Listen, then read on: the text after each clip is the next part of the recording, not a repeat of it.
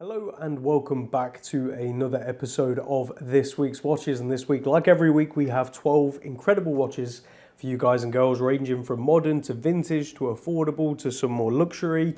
There really is something for everyone in this week's drop, and it's thanks to you guys and girls that is possible by selling to us, consigning with us, whatever it may be. Even if you just watch these videos and give it a like and a comment, that it's always appreciated, so thank you very much. Now, if you are new here, my name's James. I run Kibble Watches here, and every Saturday, 9:30 a.m. UK time, we release new watches on the website, usually somewhere between 8 and 12. For the longest time now, it's pretty much been 12. I think that's just the new norm because I have so many watches coming through the door, which is fantastic. And again, I try and keep the diversity there. So that's something that you will hopefully see is different to most places. We don't just sell Rolex, Omega, Tudor, those kind of brands. We will sell literally a variety from a bespoke, or not bespoke, but a one-of-one Excelsior Park right here. So this is a piece unique to a vintage Omega, which is absolutely incredible, all the way down to a humble Orient Bambino. So there really is something for everyone. Now again, I have to say it because not everyone watches all the videos, obviously. I apologize for my voice and if I look a bit rough.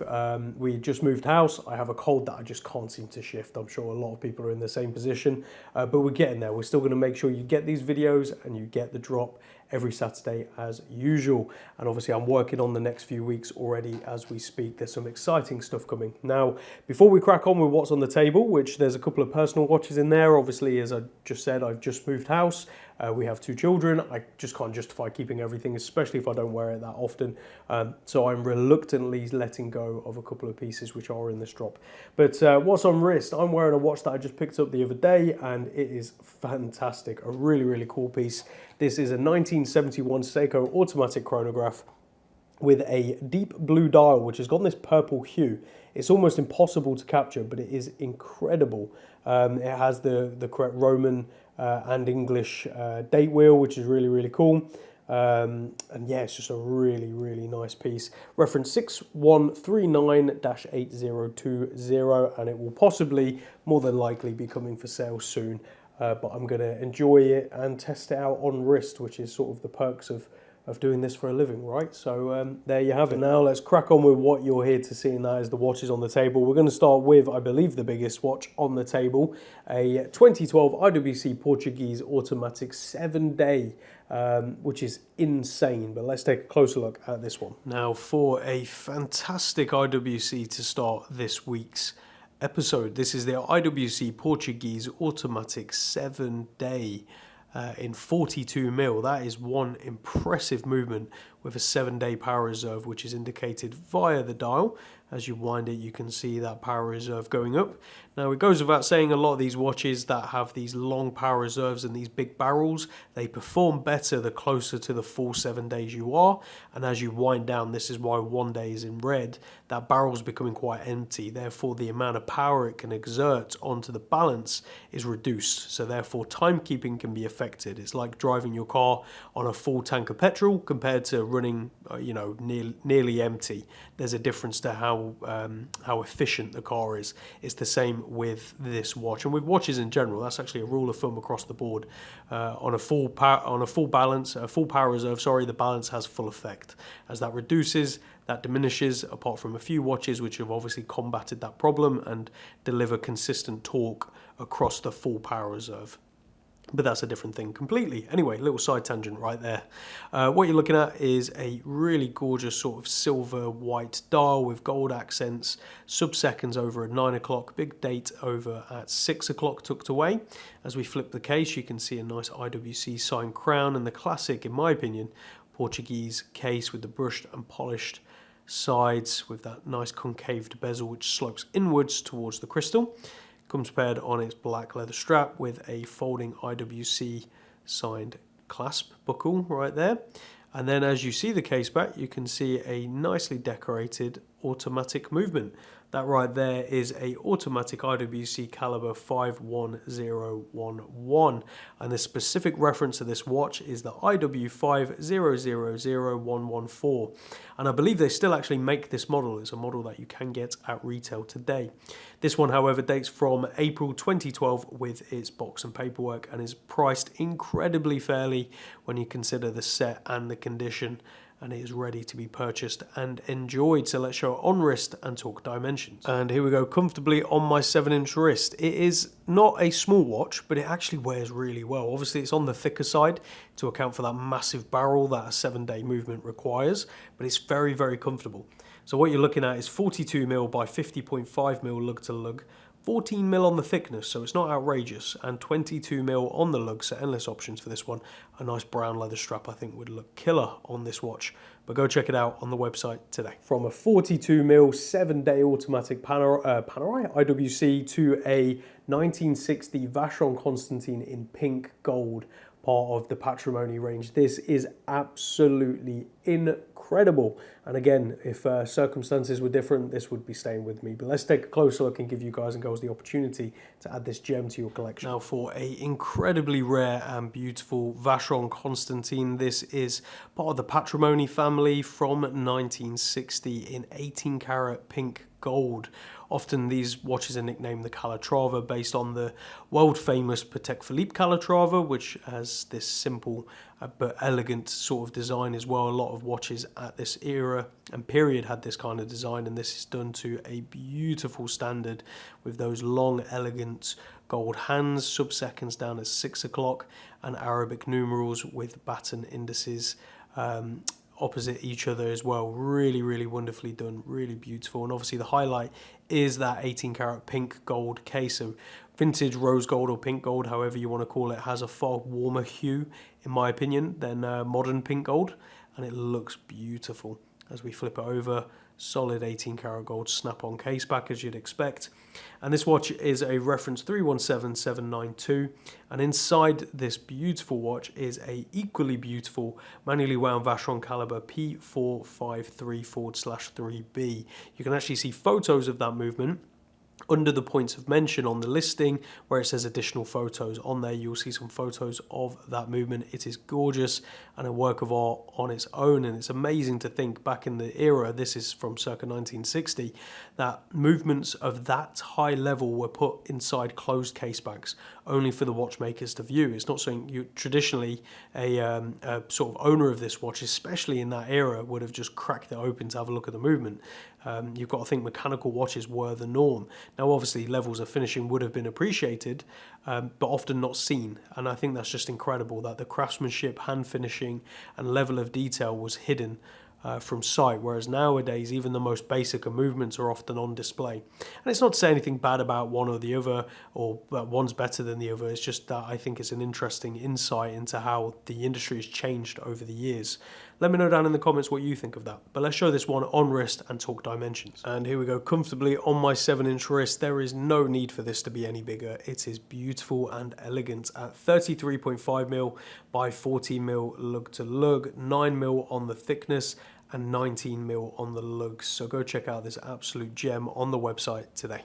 And to again go from 18 karat pink gold 1960 to a 2024 Tudor Pelagos FXD. This is the chrono in black carbon. I mean, talk about diversity in the first three already. This is a really cool piece.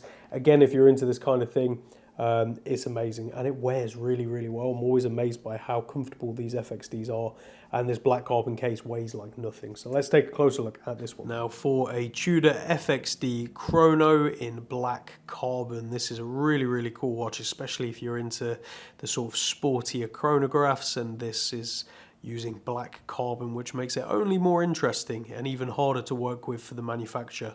You can see with the black carbon you have that sort of inclusions almost into the case itself, and I think they're absolutely mesmerizing to look at, almost swirl-like patterns where you can see the raw material. Very, very interesting.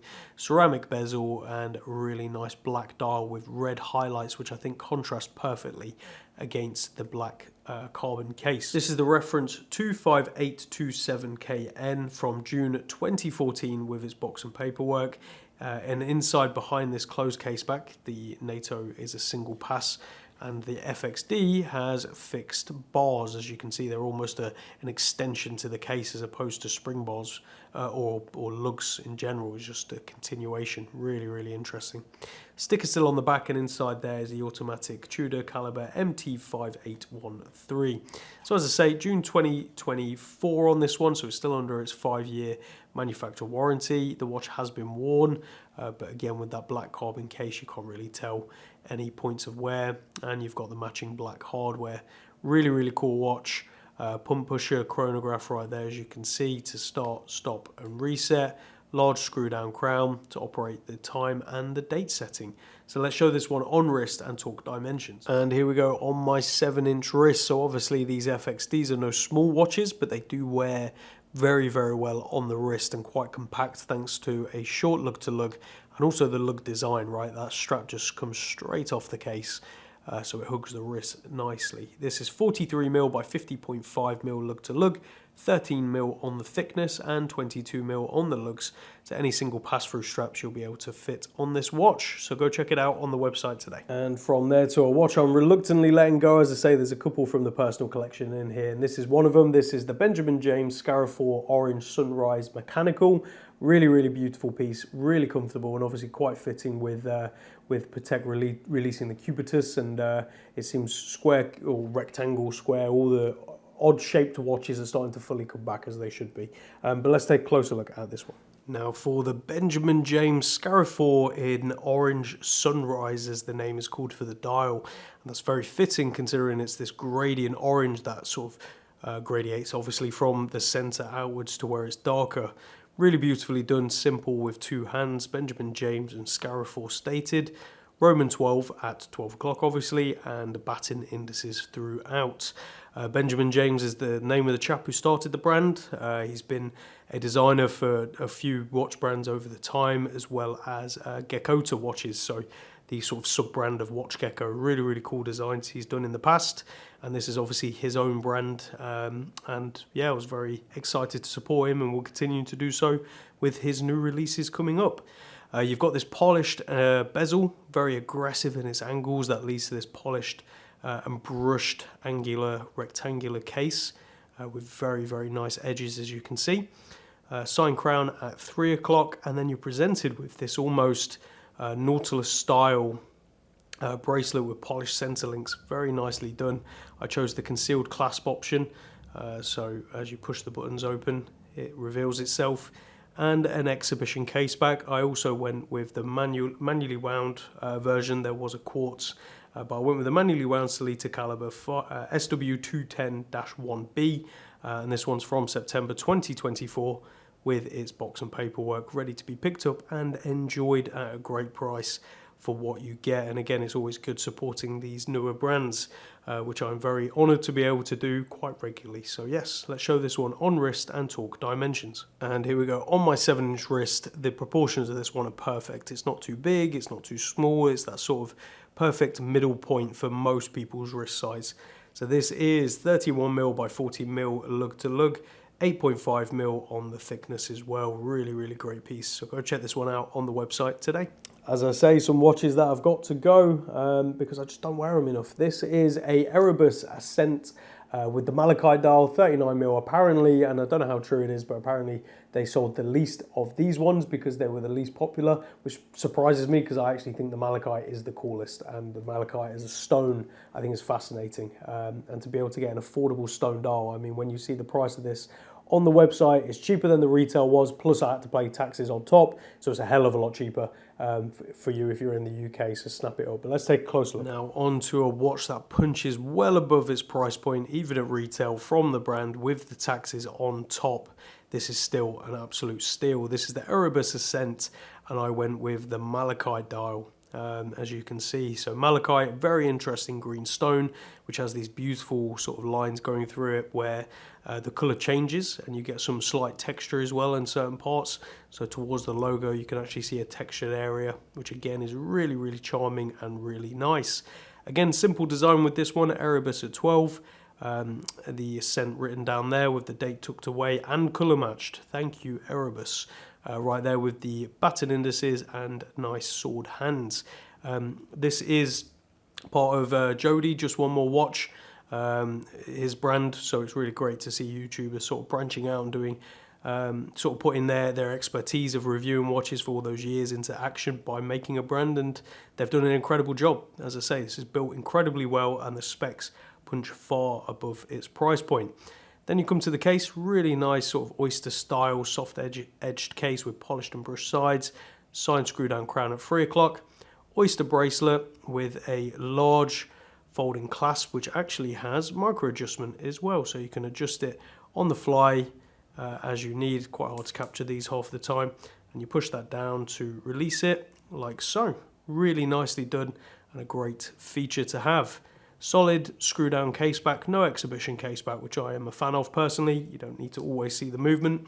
And inside is an automatic Miyota caliber 9015, and this one is also from September 2024, ready to be picked up and enjoyed. So let's show it on wrist and talk dimensions. And here we go, comfortably on my 7-inch wrist. You can see that just hugs the wrist beautifully at 39mm by 44.5mm lug to lug, only 11mm on the thickness and a simple 20mm on the lugs. As I say, snap this one up before I change my mind. Now let's go over to a piece unique Excelsior Park Atelier and JB collection day 2.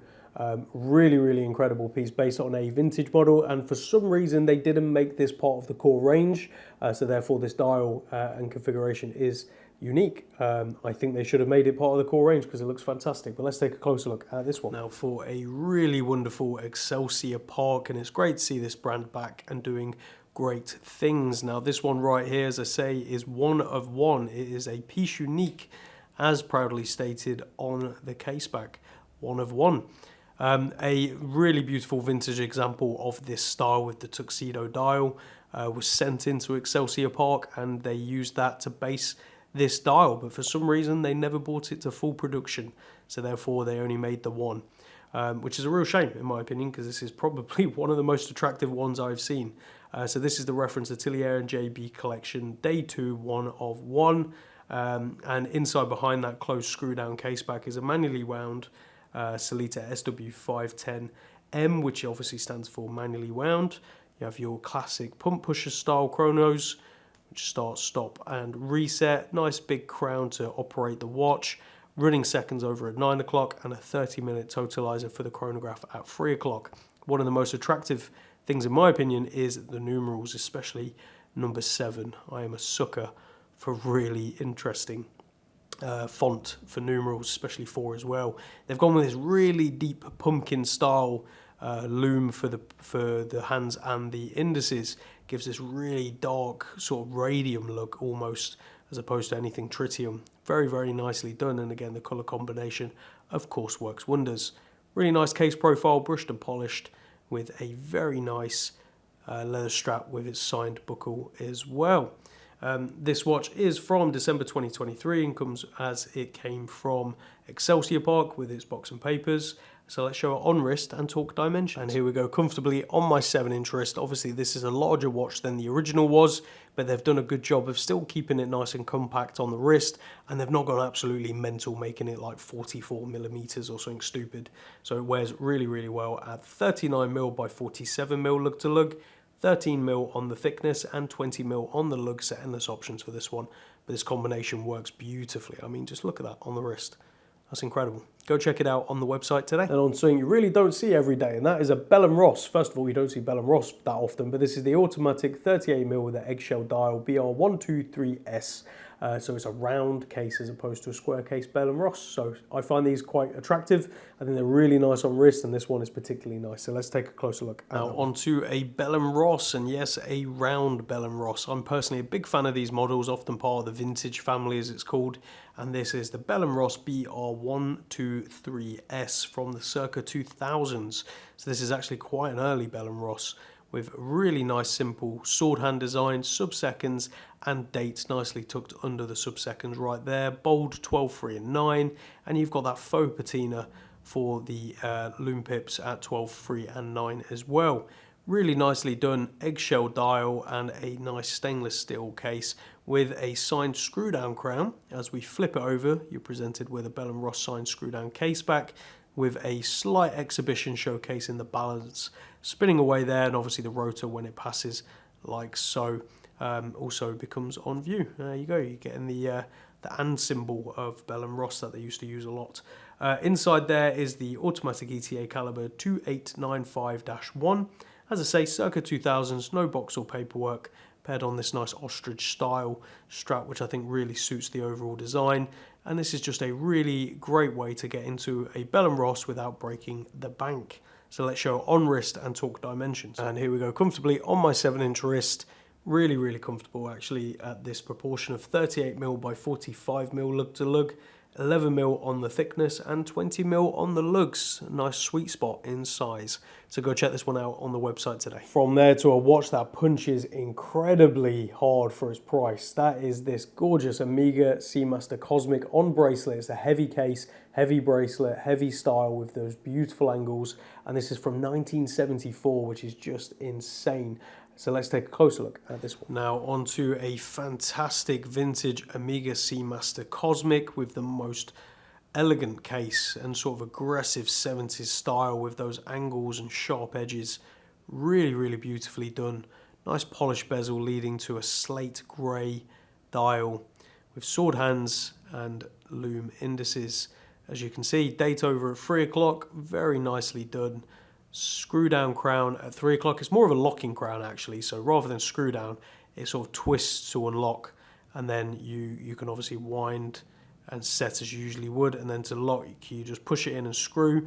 There's only I think like a half turn of thread, so it's more of a locking crown than a screw down crown, which I think is also quite interesting.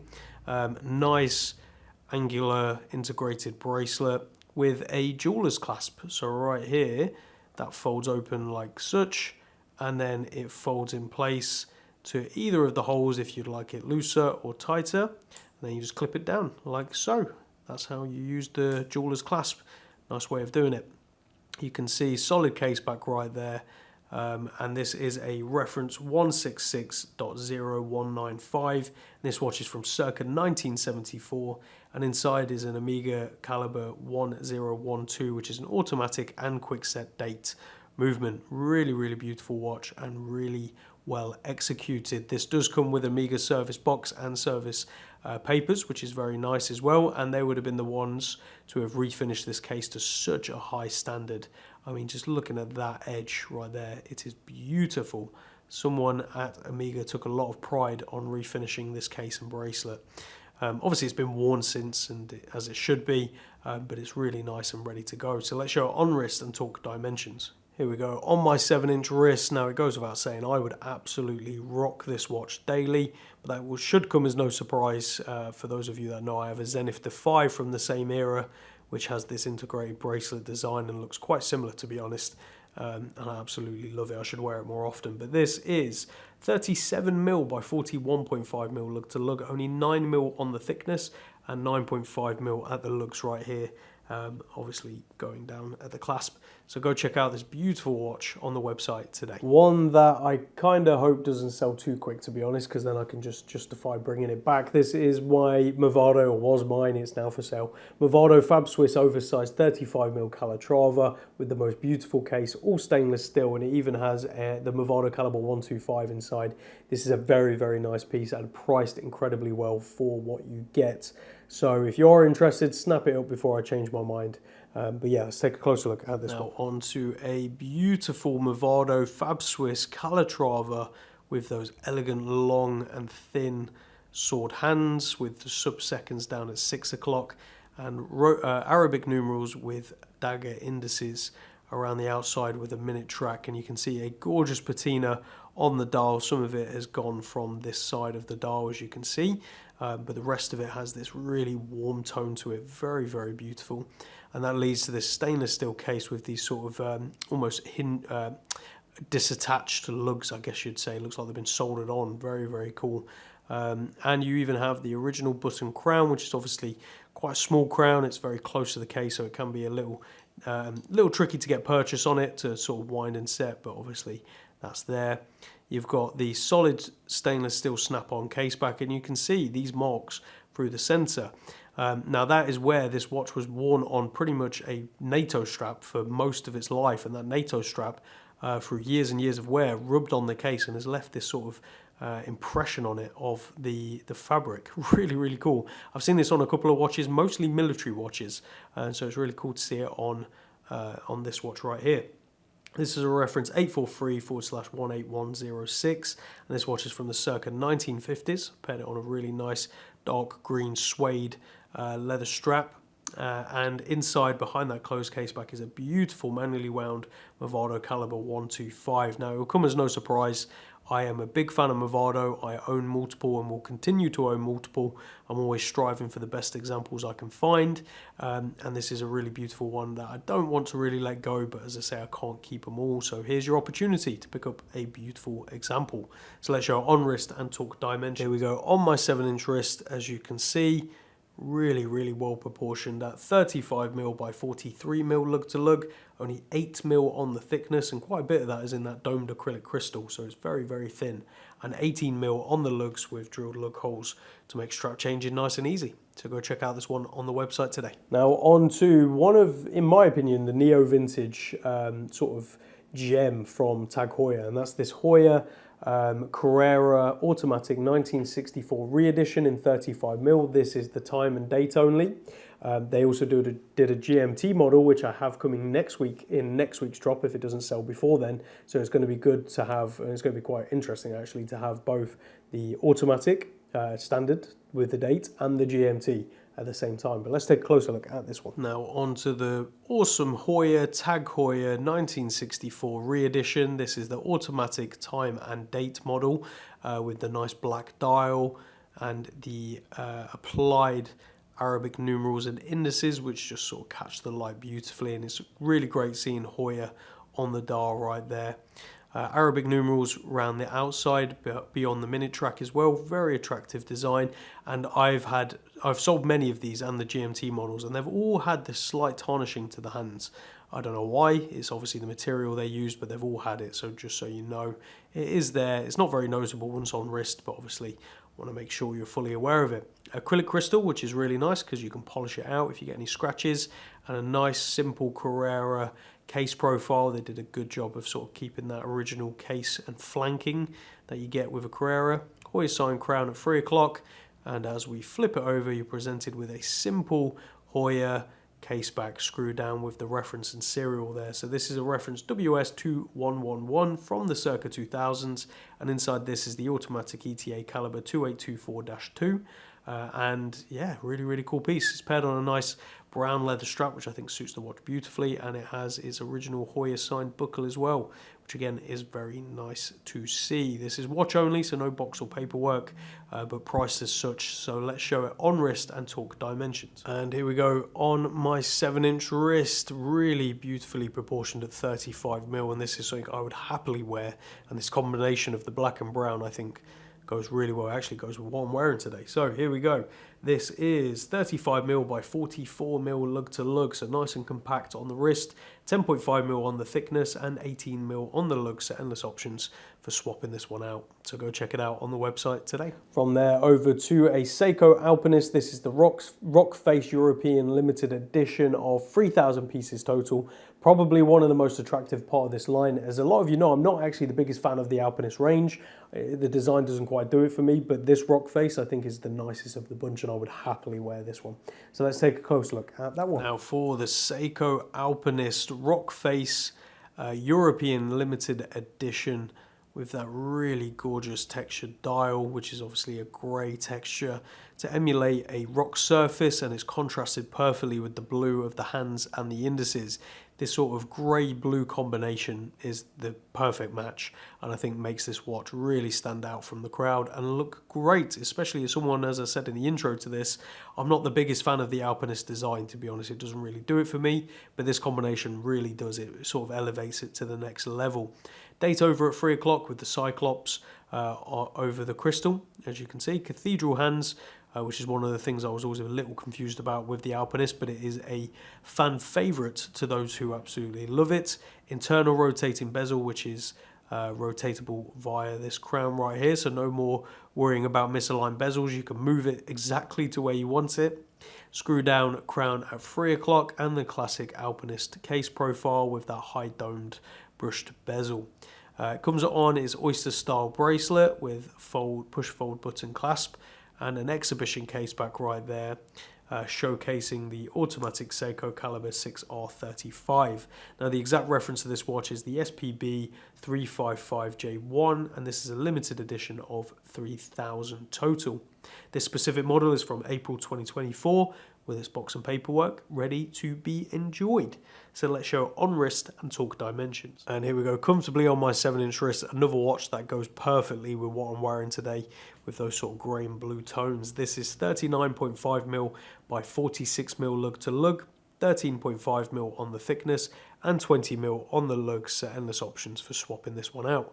Go check it out on the website today. And last but by no means least, the most affordable watch on the table today, that's this Orient Bambino 38mm mechanical cream dial automatic from 2024. So let's take a closer look. Now for a Orient Bambino, this is one of the latest variants of the Bambino, which has been going for many years now and is a fan favorite among collectors, and I would say makes one of the best watches to gift to someone, especially if they're not into watches, because the design is so elegant and so classic that there's no way they're not going to like it. And also it punches well above its price range.